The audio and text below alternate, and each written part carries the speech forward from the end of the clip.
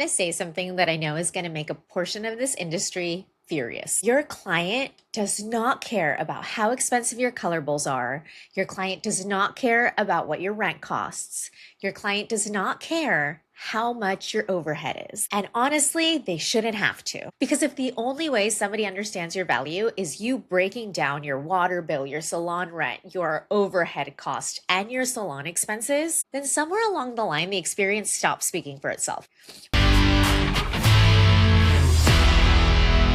One of the things that I'm noticing in the industry right now that I genuinely cannot stop thinking about and going over in my head is why, when clients question pricing, stylists immediately responding by defending themselves with overhead costs. Well, do you know how expensive the color is? Do you know about inflation? Do you know how much rent costs? Do you know how much education costs?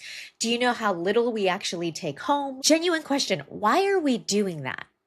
I'm not even being sarcastic. Please talk to me here. But before you get defensive listening to this episode, let me be clear. I am not saying stylists shouldn't charge well. I'm not saying overhead cost isn't real. And I'm not saying this industry isn't expensive. What I'm asking is, why are we explaining all of that to the client in the first place? Because to me, that response signals something significantly bigger and a little bit alarming. And it signals that somewhere along the way, we created an experience that left room for a client to question the value in the first place. And I already know that's going to piss some people off. What you may not know is, I'm speaking from experience here. Maybe I'm projecting. Drop in the comments and go off.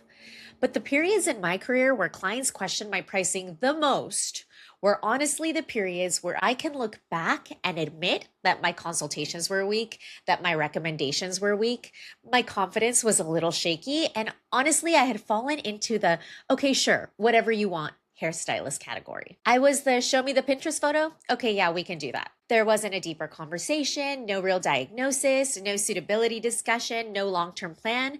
And honestly, I became an okay, you got it kind of stylist. And in the process, I became an okay stylist. And an okay stylist definitely gets questioned about their pricing. Think about it.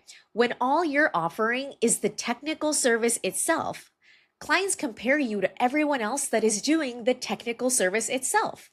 Hence, well, they charge this much at Supercuts, I'll get it at Ulta. Lady up the street said she'll do it in my kitchen. Technical service. Technical. But when somebody feels deeply understood, when they feel guided, when they feel personally led, when they feel like you actually see them, instead of just the appointment or the dollar sign, that changes the perceived value entirely. I was having this conversation with my significant other recently because he works in restaurant and sales. And like I said, I think about this all of the time because it strikes me every time I see it pop up on my feed. And he said something to me that I was like, yes, absolutely that. He said, something is only worth what somebody else is willing to pay for. Now, I had heard that before, but in the context of this conversation, I felt like it was really aligned. And before you start getting mad, I want you to pause for a second. Because emotionally, we want value to equal effort. We want value to equal time. We want value to equal how hard we worked. But consumers aren't buying your effort. They're buying the perceived value. And that's just reality. And the beauty industry used to understand that really, really well. Luxury was never just about the end result. It was about the experience, the trust, the expertise, the environment, the confidence, the feeling. Hairdressers used to be like rock stars, kind of in this untouchable, they know, they can do, they have this expertise. So the conversation kept going with my significant other. He actually asked me the question, so what do you say if somebody says your service is out of their budget? Or is that not even a question that pops up anymore? Of course it pops up. You know, we all have new clients. If you're ever accepting new clients, bringing in new consultations, the question will pop up. And honestly, my response is usually very simple. It's a no problem. Here's what's realistic then within your budget. Or if you really want this specific result, let me recommend you to another trusted stylist who aligns better with what you're trying to do. I have no problem referring that client to somebody that can do a great job at a different price point. And the last thing I want is for a client to feel like our relationship is purely transactional and like I'm trying to upcharge and pull a fast one. My goal isn't to win the pricing conversation. I don't need to. My goal is to leave people feeling beautiful, understood, and taken care of. And both of our goals is to have them happy with their hair. And sometimes that means referring them somewhere else. But standing on my soapbox explaining my water bill isn't going to do that. Like I said, I'm speaking from experience here. I've owned salon studios before and I know how hard it is. There were times where I needed that last minute foil client to make rent. My suite rent at one point of time actually cost more than my actual rent. So trust me, I understand survival mode. But if I could go back and tell that version of myself anything, I would honestly be like, real talk, Kat. Maybe you opened the business before you had the clientele to support the business.